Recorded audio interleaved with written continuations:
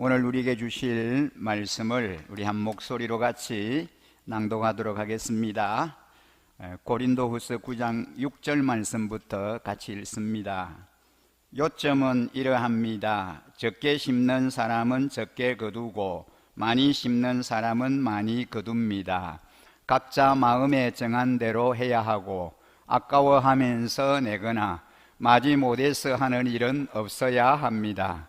하나님께서는 기쁜 마음으로 내는 사람을 사랑하십니다. 하나님께서는 여러분에게 온갖 은혜가 넘치게 하실 수 있습니다. 그러함으로 여러분은 모든 일에 언제나 쓸 것을 넉넉하게 가지게 되어서 온갖 선한 일을 얼마든지 할 수 있습니다. 이것은 성경에 기록한 바 그가 가난한 사람들에게 아낌없이 뿌려주셨으니 그의 의가 영원히 있다 한 것과 같습니다. 심는 사람에게 심을 씨와 먹을 양식을 공급하여 주시는 하나님께서 여러분에게도 씨를 마련하여 주시고 그것을 여러 갑절로 늘려주시고 여러분의 의의 열매를 증가시켜 주실 것입니다. 하나님께서 여러분을 모든 일에 부요하게 하심으로 여러분이 후하게 헌금을 하게 될 것입니다. 우리가 여러분의 헌금을 전달하면 많은 사람이 하나님께 감사를 드리게 될 것입니다. 여러분이 수행하는 이 봉사의 일은 성도들의 궁핍을 채워줄 뿐만 아니라 많은 사람들로 하여금 하나님께 감사를 넘치게 드리게 할 것입니다. 여러분의 이 봉사의 결과로 그들은 하나님께 영광을 돌릴 것입니다. 그것은 여러분이 하나님께 순종하여 그리스도의 복음을 고백하고 또 그들과 모든 다른 사람에게 너그럽게 도움을 보낸다는 사실이 입증되었기 때문입니다. 그들은 또한 여러분에게 주신 하나님의 넘치는 은혜 때문에 여러분을 그리워하면서 여러분을 두고 기도할 것입니다. 말로 다 행언할 수 없는 선물을 주시는 하나님께 감사합니다. 아멘. 오늘은 심고 거둠의 법칙이라는 주제로 말씀을 전하려고 합니다. 젊은 집사님 한 분이 저희가 와서 이런 말을 했습니다. 목사님, 지난 주일 설교 말씀이 너무 감동이었습니다 라는 겁니다. 그래서 저는 큰 위로를 얻었고 그 집사님의 격려의 말씀에 큰 힘이 되었습니다. 왜 그랬을까요? 사실 그 주일 말씀이 1년 중에 한 번까지는 헌금 작정을 위한 말씀이었습니다. 쉽게 말하면 헌금 설교였습니다. 근데 그 헌금 설교를 듣고 그 젊은 집사님이 감동을 받았다는 겁니다. 쉽지 않잖아요. 우리 목사님들은 헌금에 대한 설교를 하는 것을 굉장히 부담스러워합니다. 그래서 전처럼 헌금 설교를 하지 않습니다. 1년 52주 내내 헌금에 관한 설교를 한 번도 하지 않고 한 해를 보낼 때도 있습니다. 근데 우리가 가만히 성경을 읽어보면 이 헌금에 대하여 성경은 여러 곳에서 말씀을 하고 있습니다. 예수님도 분명히 재정에 대해서 여러 번 말씀을 하셨습니다. 예수님의 비유 중에 70%가 재정에 관한 비유의 말씀입니다. 우리 성도들이 온전한 11조를 하나님께 드림으로 주님께서 약속하신 그 풍성함의 축복을 누리도록 가르쳐야 하는 것이 리더의 역할 아니겠습니까? 그래서 민감한 주제이고 시험 들기도 쉬운 주제일 수도 있지만 오늘은 1년 중에 딱 한 번 헌금 작정 주일로 헌금에 대한 설교를 하려고 합니다. 사랑하는 우리 일신가족 여러분, 헌금에 관한 설교라고 미리 여러분의 마음의 문을 닫지 마시고 오히려 이 헌금 설교를 통해서 하나님이 주시는 더 큰 은혜를 누리셨으면 합니다. 어느 때보다도 더 큰 은혜가 우리 가운데 임하시기를 간절히 축복합니다. 고린도후서 8장과 9장을 보면 하나님께로부터 받은 여러 영적인 은사들을 자랑하면서도 신앙생활의 기본인 드리는 것에 소극적인 고린도 교인들에게 바울은 드리는 삶에 대한 중요성을 강조하고 있습니다.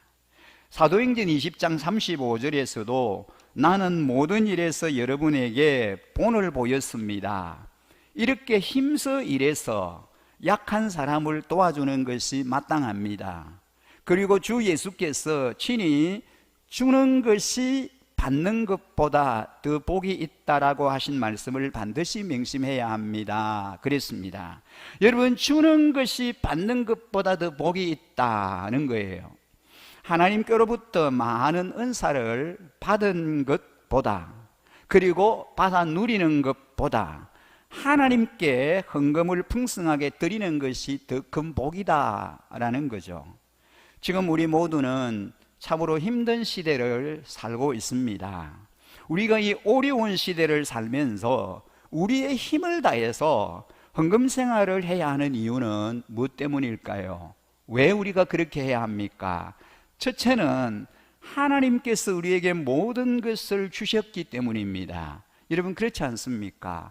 저와 여러분이 갖고 누리는 그 어느 것 하나 하나님으로부터 오지 않는 거 없습니다. 모든 것 하나님이 우리에게 주셨습니다. 그래서 그것이 은혜이지요. 모든 것이 은혜입니다. 조금 전에 우리가 은혜로운 찬양을 드렸던 것처럼 그렇습니다. 어느 것 하나 하나님으로부터 오지 않은 게 없습니다. 하나님이 주시지 않은 게 없습니다. 그래서 모든 것이 다 은혜인 거죠. 하나님의 은혜입니다. 하나님으로부터 받았기 때문에. 고린도후서 9장 9절에 보면 이것은 성경에 기록한 바 그가 가난한 사람들에게 아낌없이 뿌려주셨으니 그의 의가 영원히 있다 한 것과 같습니다. 그리고 고린도후서 8장 9절에 말씀하시기를 여러분은 우리 주 예수 그리스도의 은혜를 알고 있습니다. 그리스도께서는 부요하나 여러분을 위해서 가난하게 되셨습니다. 그것은 그의 가난으로 여러분을 부요하게 하시려는 것입니다 라고 말씀합니다. 여러분, 예수님이 얼마나 부요하신 분이십니까? 모든 것을 다 가지신 분입니다. 그리고 창조하시고 모든 것을 통치하시는 분이십니다. 그러나 그 예수님이 우리에게 모든 것을 내어주시고 자신은 가난해지셨다는 겁니다. 모든 것을 우리를 위해서 다 주셨습니다. 그것이 바로 성육신 사건이고 십자가 사건 아닙니까? 예수님은 우리를 사랑하시어 화려한 하늘의 보좌를 보게 하셨습니다. 하늘의 왕자가 이 땅에 오셔서 사람의 종이 되셨습니다. 사람들의 종이 되셨습니다. 예수 그리스도는 이 땅에서 가난한 자가 되어 머리 둘 곳조차 없는 삶을 사시다가 마지막에 우리를 구원하기 위하여 자신의 생명까지 십자가에서 다 내어주시지 않았습니까? 왜 그렇게 하신 겁니까? 이유는 단 하나, 가난한 우리로 부요하게 만드시고자 그렇게 하신 겁니다. 그래서 그의 은혜로 오늘의 우리가 구원받고 사랑받고 축복된 인생을 살고 있다면 우리는 감사를 배워야 합니다. 그리고 우리의 주인 되신 그분에게서 자신을 내어주는 삶을 배워야 하는 겁니다. 우리가 진실로 우리의 이기심을 깨뜨리고 주는 자가 되고 드리는 자가 될 때 비로소 우리는 하나님을 닮은 자, 하나님의 자녀라 일컬음을 받기에 합당한 자가 될 것입니다. 우리가 드려야 할 첫 번째 이유는 하나님이 본을 보여주셨기 때문입니다. 참으로 우리의 영적 아버지가 되시는 하나님을 닮으려면 그분처럼 우리도 자신을 기꺼이 드리는 삶을 살아야 합니다. 우리가 하나님을 닮아가기 시작할 때 하나님께서는 우리를 기뻐하시고 우리에게 더 많은 것과 더 좋은 것을 맡겨주실 겁니다. 믿음으로 드리기를 힘쓰므로 하나님의 그 심정을 알게 되고 더 부요한 자가 되기를 간절히 축복합니다. 여러분, 이 어려운 시절을 살면서 우리가 힘을 다하여 헌금 생활을 하여야만 하는 이유가 무엇입니까? 두 번째는 우리가 하나님을 진정으로 사랑하기 때문입니다. 본문 7절에 보면 각자 마음에 정한 대로 해야 하고 아까워하면서 내거나 마지못해서 하는 일은 없어야 합니다. 그랬습니다. 오늘 이 7절에 각자 마음에 정한 대로 해야 하고 아까워하면서 하거나 마지못해서 하는 일은 없어야 됩니다 라고 말합니다. 하나님께서는 기쁜 마음으로 내는 사람을 사랑하신다는 겁니다. 우리가 자신을 가만히 돌아보면 때로는 우리가 돈의 노예가 아닌가 하는 그런 생각을 해보게 됩니다. 헌금에 대한 설교를 듣고서 사람들이 시험에 드는 이유는 무엇 때문일까요? 돈의 노예가 되었기 때문입니다. 헌금에 대한 설교를 듣고서 중립은 없습니다. 반발이 생기든지 아니면 아멘이 되든지 둘 중에 하나입니다. 많은 사람들이 처음에 예수를 믿고 이것에 힘들어합니다. 하라고 하면 하겠는데 기쁨으로 즐겁게 하라고 하니까 그것이 부담이 되는 것입니다. 사도 바울이 왜 이런 이야기를 했을까요? 헌금이 사랑의 표현이 되기를 원했기 때문입니다. 하나님이 우리에게 원하시는 것이 무엇입니까? 우리의 마음입니다. 그래서 헌금은 기쁨으로 해야 합니다. 즐거움으로 해야 합니다.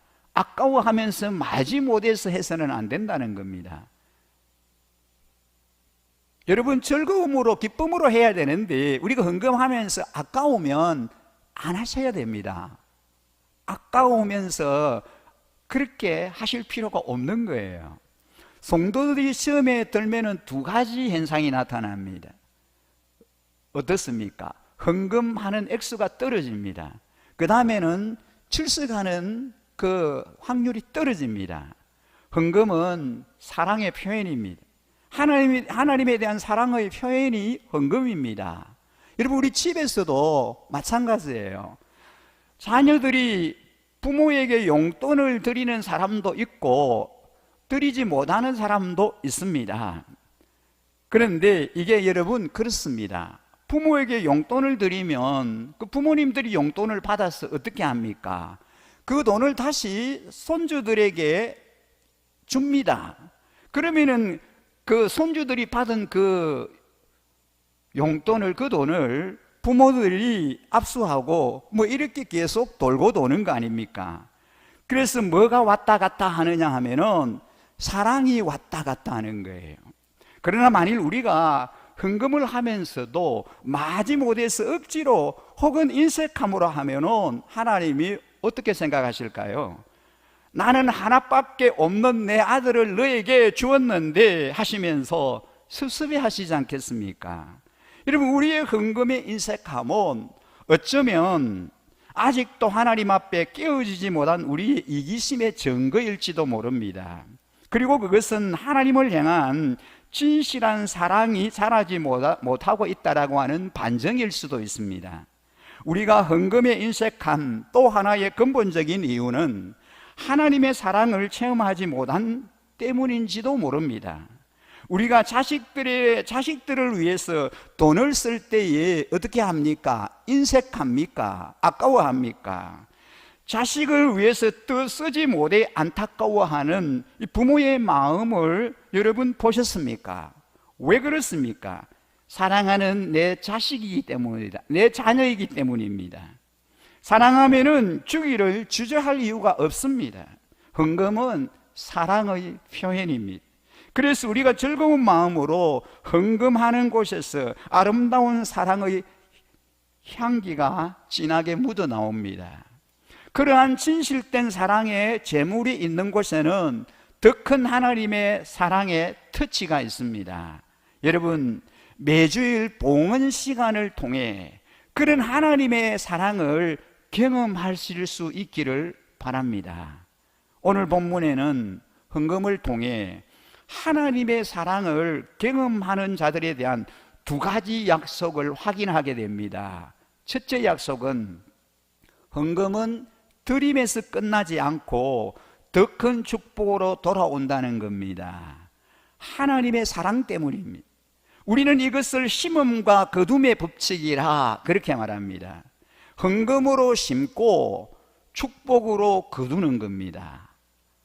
6절의 말씀이 바로 그것입니다. 요점은 이러합니다. 적게 심는 사람은 적게 거두고 많이 심는 사람은 많이 거둡니다. 이 사도 바울의 강조점이 바로 여기에 있습니다. 적게 심는 자는 적게 거두고 많이 심는 자는 많이 거둔다라는 겁니다. 인과응보의 원리입니다. 여러분, 그렇습니다. 우리는 심은 대로 거둡니다. 하나님께서는 여러분에게 온갖 은혜가 넘치게 하실 수 있습니다. 8절에 그럽니다. 그러함으로 여러분은 모든 일에 언제나 쓸 것을 넉넉하게 가지게 되어서 온갖 선한 일을 얼마든지 할 수 있습니다. 오늘 우리 본문 8절에 그렇게 말씀합니다.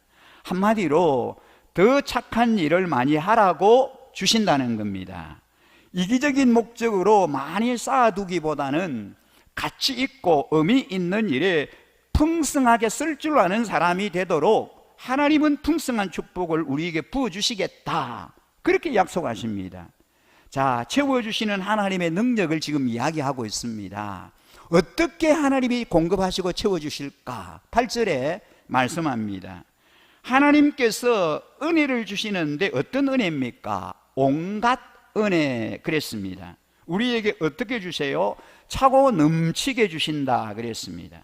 그래서 여러분께서는 무슨 일에? 모든 일에 라고 하십니다. 여러분의 쓸 것을 언제 주신다 그랬습니까? 언제나 주신다 그랬습니다. 우리가 얼마만큼 가지게 될까요? 넉넉하게 가지게 된다라고 말씀합니다. 무슨 선한 일입니까? 온갖 선한 일이라 그랬습니다. 얼마만큼입니까? 얼마든지 할 수 있습니다. 사도 바울이 지금 무슨 이야기를 하고 있는 겁니까? 사도 바울이 고린도 교회 성도들에게 돈 긁어내려고 지금 꼬시는 겁니까? 아니면은 사실이 그렇기 때문에 이렇게 강조해서 힘주어서 말하는 겁니까? 너무 중요한 거라서 최상급을 통해서 지금 바울이 말하고 있습니다. 사도 바울은 이것을 직접 경험해 보았기 때문입니다. 자신의 눈으로 직접 보고 경험해 본 사람들은 다릅니다. 여러분, 우리가 순복음교회 성도들을 가만히 보면은요, 이분들은 11조 같은 거 철저히 합니다. 왜 그런지 아세요? 본인들이 직접 경험을 해봐서 그렇습니다. 둘째 약속은 인격적인 성숙의 열매입니다. 헌금 행위를 통해 우리가 의로운 인격으로 세워지게 된다는 겁니다. 우리는 믿음으로만 의롭다라고 하나님께 인정을 받습니다. 그러나 의로운 일에 헌신함으로 의로운 인격으로 자라게 되는 것입니다. 그것이 오늘 본문의 10절의 약속의 말씀입니다. 여러분, 우리 본문 10절에 뭐라 그랬습니까? 심는 사람에게 심을 씨와 먹을 양식을 공급하여 주시는 하나님께서 여러분에게도 씨를 마련하여 주시고 그것을 여러 갑절로 늘려주시고 여러분의 의의 열매를 증가시켜 주실 것입니다 라고 합니다. 오늘 이 본문을 가만히 보면은 심을 씨, 먹을 양식 두 가지로 구분해서 말합니다. 이 차이점이 뭡니까? 먹을 양식과 심을 씨, 어떤 차이가 있습니까? 농사를 지으려면 먹을 것과 내년의 씨로 파종할 종자를 구분해야 합니다. 그래서 농부들은 반드시 내년에 파종할 좋은 씨를 구분해 둡니다. 하나님께서는 먹을 것과 심을 것 두 가지를 주시는데 많은 사람들이 왜 가난하게 삽니까? 자신을 위해서 먹을 것만 사용을 해야 하는데 심을 종자까지 다 먹어 없애버렸기 때문입니다.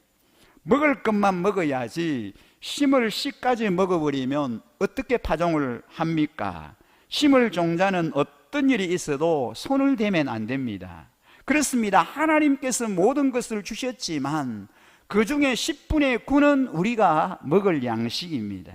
하지만 10분의 1은 파종할 씨 종자입니다. 그것은 우리가 손을 대서는 안 되는 거예요.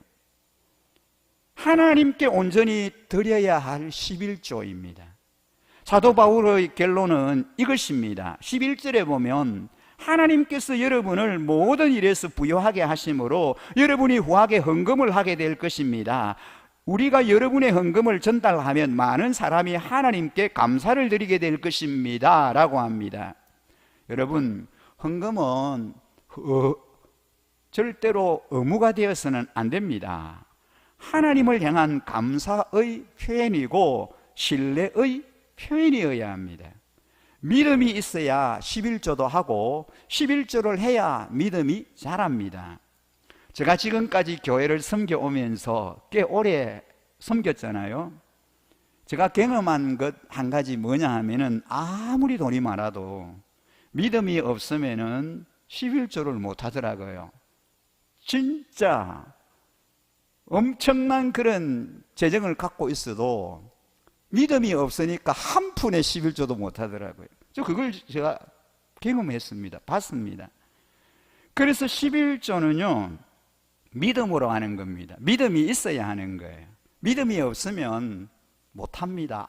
아무리 재정이 많아도, 남아돌아도, 넉넉해도, 다른 데 다 쓰고 그렇게 해도 못 하는 거예요. 그래서 11조를 새로 시작하는 분에게 저는 이렇게 이야기하고 싶습니다. 11조를 처음부터 하기가 힘들면 퍼센트라도 하라는 거예요. 처음에는 온전한 10%, 11조를 하기가 부담이 되고 힘들면, 그런 믿음이 안 되면 3%, 5%, 6%라도 해봐서 하나님이 채워주시는 것을 보면 그 다음에 8% 하고 그 다음에는 온전한 10%로 11조를 드리라는 겁니다. 그런데 믿음이 있는 분들에게는 그렇게 말하지 않습니다. 믿음이 없는 분들에게는, 믿음이 약한 분들에게는 그렇게 적용하지만 믿음이 있는 분들에게는요, 미친 척하고 온전한 11조를 해보라는 겁니다.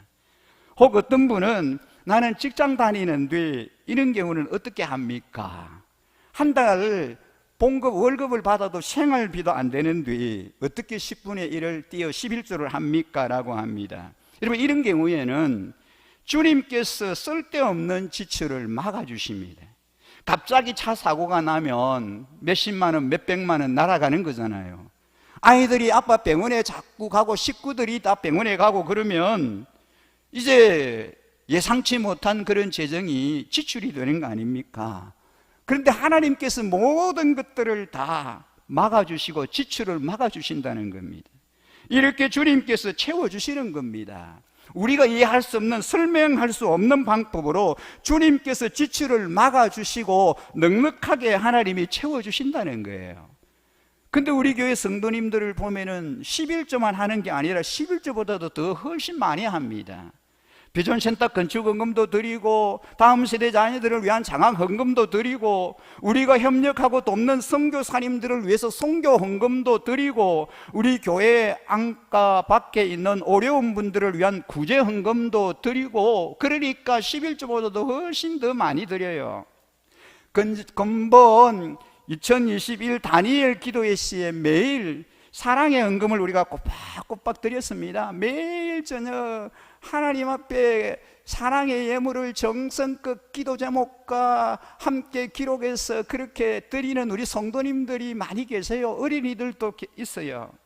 여러분, 우리 교회 안에 오랫동안 재활병원에 입원하여 치료받는 10살 된 우리 수아,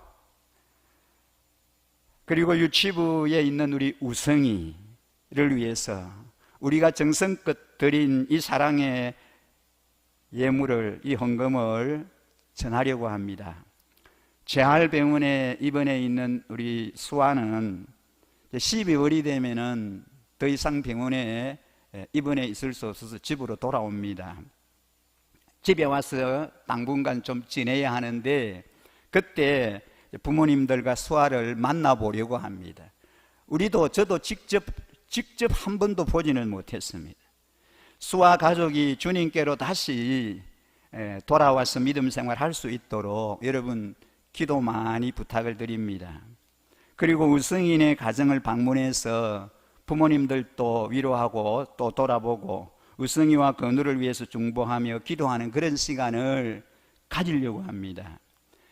주님 사랑하는 성도들은 11조가 미니멈입니다. 우리가 하나님께 반드시 드려야만 하는 기본 헌금, 최소한의 헌금입니다. 11조는 적게 버릴 때부터 이제 시작해야 합니다. 많이 벌 때 하면 손이 떨리고 힘듭니다. 아까운 마음이 생깁니다. 우리 아이들에게 부지런히 어릴 때부터 가르쳐야 합니다. 어릴 적부터 11조를 철저히 가르쳐야 합니다. 용돈을 받아 지극히 적은 액수지만 온전하게 11조 하는 훈련을 시켜야 어른이 되고 나중에 재정을 많이 만지고 벌 때에 온전하게 제대로 할 수 있습니다. 이게 훈련 안 되면 못하는 거예요. 우리 교회 주일학교 유치부와 또 초등부 어린이들이 11조를 꼬박꼬박 하나님께 드립니다. 어떤 분이 11조를 50만 원을 11조를 드렸습니다. 그러다가 수입이 점점 늘어나서 100만 원을 드리게 된 거예요. 근데 이제 사업이 점점 확장이 되고 번창이 되어서 나중에 1000만 원 11조를 하게 됐습니다. 그랬더니 목사님에게 이분이 찾아와서 이런 얘기를 하더랍니다. 목사님, 11조 1000만 원을 하게 되니까 좀 그렇습니다. 아까운 마음이 있던 거죠. 적을 때는 괜찮았는데 금액이 많아지니까 이걸 내가 다 드려야 돼, 말아야 돼, 그런 생각이 든 거예요. 그 말을 들은 목사님이 이렇게 얘기를 했습니다. 그러면 성도님, 제가 하나님 앞에 11조 좀 적게 내게 해달라고 그렇게 하나님 앞에 기도할까요? 이렇게 얘기를 했답니다. 사랑하는 우리 일신가족 여러분, 주님께서 우리에게 주신 모든 것의 10분의 9를 우리가 다 쓰는 거 아닙니까? 여러분이 다 쓰시잖아요. 근데 여러분 왜 그걸 잊어버리세요? 10분의 9를 여러분이 먹을 양식으로 다 쓰시고 10분의 1만 심을 씨로 하나님 앞에 구별하여 드리라 그러는데 그럼 왜 그걸 우리가 잊어버리고 삽니까? 헌금은 절대로 룰이 아닙니다. 어떤 율법이 아닙니다. 그냥 알아서 하시면 됩니다. 하지만 헌금은 하나님과의 관계, 사랑의 표현입니다. 예수님을 만나고 구원받아 하나님의 자녀가 되신 분들, 그리고 놀라운 은혜를 경험한 분들은 헌금을 성경의 원리대로 하려고 힘을 쓰셔야 됩니다. 여러분이 만약 하나님의 자녀가 된 확신이 있음에도 헌금을 드리기를 인색해 하면 사단은 그 마음을 이용하여 받은 은혜를 훔쳐가게 됩니다. 그리고 여러분의 신앙의 성숙은 중단될 것입니다. 많은 좋은 것들을 거둘 수 있는 기회를 잃어버릴지도 모릅니다. 성경의 원리대로 스스로 자신의 형편대로 마음에 정하고 그 결정을 끝까지 밀고 나가셔야 합니다. 인색한 마음이나 마지못해서 억지로 하지 말고 자원하는 마음으로, 즐거운 마음으로 하나님 앞에 드리십시오. 무엇보다도 여러분의 믿음과 행편에 따라 많이 드리고자 최선을 다하시기 바랍니다. 주일마다 빈손으로 나오지 말고 주일 헌금을 준비해서 나오십시오. 소득이 있는 분들은 믿음으로 11조를 규칙적으로 드리십시오. 그 외에 은혜와 축복을 경험하였을 때 감사 헌금도 드리고 무엇보다 선교에 관한 그 마음을 가지고 선교 헌금에도 동참하십시오. 그렇게 헌금을 풍성하게 드림으로 더 많은 이들에게 하나님의 사랑과 은혜가 흘러가고 여러분에게 더 큰 축복이 임하기를 간절히 축원합니다. 여러분, 우리는 코로나19라고 하는 이 장애물을 만나서 참 한 해 동안은 온통 힘들고 어려운 가운데 우리가 살아왔습니다. 그럼에도 주님 앞에 드리는 헌금 생활에 최선을 다해 주심에 진심으로 감사를 드립니다. 여러분, 금년 한 해 우리 한국 교회 전체가 극도로 힘들고, 한국뿐만 아니라 지구촌에 다 그렇죠. 힘들고 어려운 가운데 한 해를 지내고 있습니다. 2년이나 계속 그런 어려운 가운데 우리가 있지 않습니까? 그런데 참으로 감사하고 놀라운 일은 우리 교회는 우리 성도님들의 적극적인 헌신과 헌금에 힘쓰심으로 교회 재정이 어느 해보다도 늘어나고 있습니다. 오늘 헌금 작정 주일 설교를 준비하면서 제가 우리 교회 지난 주일까지의 그 헌금 결산을 한번 이렇게 살펴봤습니다. 그런데 2019년, 2020년 재정 결산과 비교를 해보면서 제가 깜짝 놀랐습니다. 코로나19의 영향으로 극도로 어려운 가운데 보내고 있는 한 해인데, 지난 주일 헌금 결산이 2019년, 2020년 12월 말 결산액보다도 훨씬 더 초과를 했습니다. 참으로 놀라운 일 아닙니까? 이 어려운 때에 아직도 6주가 더 남아 있습니다. 그런데 이미 연말 2019년, 2020년 결산보다도 이미 더 지난 주일 결산이 더 초과되었다는 것입니다. 예년에 비해서 11조 헌금이 많이 증가하였고 주일 헌금, 감사 헌금도 늘었습니다. 여러분, 우리 교회가 소속해 있는 이 기장과 정관, 일광 지역에 우리 고신 그 남부노예 동부시찰에 우리가 속해 있는데, 거기는 16교회가 있습니다. 100년 된 교회도 있고 100년이 넘은 교회도 있고 50년, 30년 대부분 이런 그 역사가 우리보다 훨씬 오래된 교회예요. 우리는 이제 15년 됐지 않습니까? 근데 이제 모여서, 목사님들이 다 모여서 시찰에 이제 재정이 수입된 걸 가지고 이제 그 상해비를 이렇게 분담을 합니다. 근데 우리 교회가 가만히 보니까 두 번째로 재정이 많은 거예요. 물론 교회들이 뭐 큰 교회가 많이 없으니까 그렇겠습니다만, 놀랍지 않습니까? 처음에는 그렇지 않았는데 차츰차츰 우리 교회의 이 결산이 점점 불어나면서, 기장교회, 거기는 100 몇십 년 된 교회입니다. 그 큰 교회죠. 그 기장교회 다음으로 우리 교회가 재정이 제일 많은 거예요. 금년 재정을 살펴보니까 11조 헌금을 하는 가정이 계속 늘어나고 있습니다. 주님께서 우리 교회에 새로운 성도님들을 보내주시는데, 이 가정들이 11조 헌금에 적극적으로 동참하심으로 교회 전체 재정이 늘어나고 있습니다. 또한 감사한 일은 코로나 팬데믹 상황에도 우리 성도님들의 사업과 섬김의 현장들을 축복해 주셔서 11조를 온전히 하나님 앞에 힘써 드릴 수 있도록 그런 은혜를 주셨습니다. 그런데 우리 가운데 코로나19로 정말 어렵고 힘든 성도님들이 많습니다. 우리 가운데 많이 있습니다. 그런 가운데도 주님 앞에 최선을 다해서 섬김을 감당하는 성도님들의 그 손길이 있기에 이런 은혜를 하나님이 우리 교회에 허락해 주신 거다, 그렇게 생각을 합니다. 그래서 참 감사를 드리게 됩니다. 다음 세대 자녀들의 교육을 위해서 비전센터 건축 헌금에 힘을 쏟으신 성도님들에게 감사드립니다.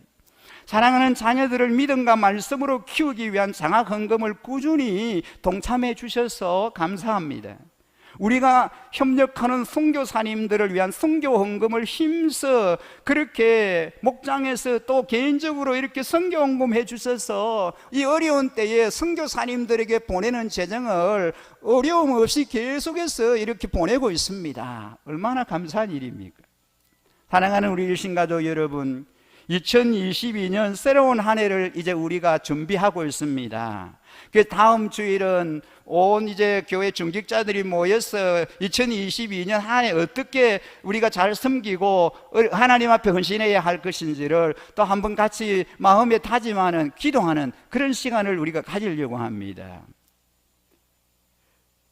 재정적인 부분에도 우리 모든 성도님들이 다 함께 힘써 동참해 주셨으면 합니다.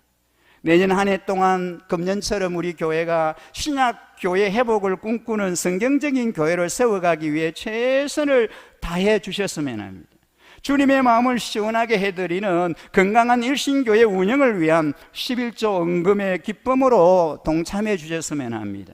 그리고 장학헌금과 선교헌금, 구제헌금의 즐거움으로 함께해 주시기 바랍니다. 제가 간곡히 드리고 싶은 부탁이 있습니다.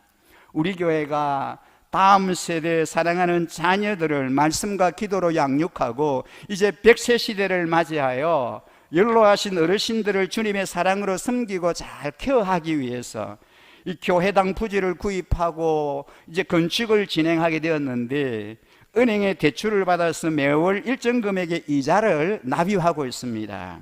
지난해부터는 일정 금액의 원금도 상환하는 가운데 있습니다. 금년도, 내년도 계속되어질 것입니다. 앞으로 계속해서 그런 일을 이루어갈 것입니다. 그래서 우리는 매년 건축 헌금 작정을 해서 매월 그 작정한 헌금을 드립니다. 금년에도 우리 일신가족 모든 성도님들이 어린 자녀들과 더불어 작은 그런 재정이라도 함께 비전센터 건축 헌금을 작정해서 이 일에 함께 동참해 주셨으면 하고 간곡히 부탁을 드립니다.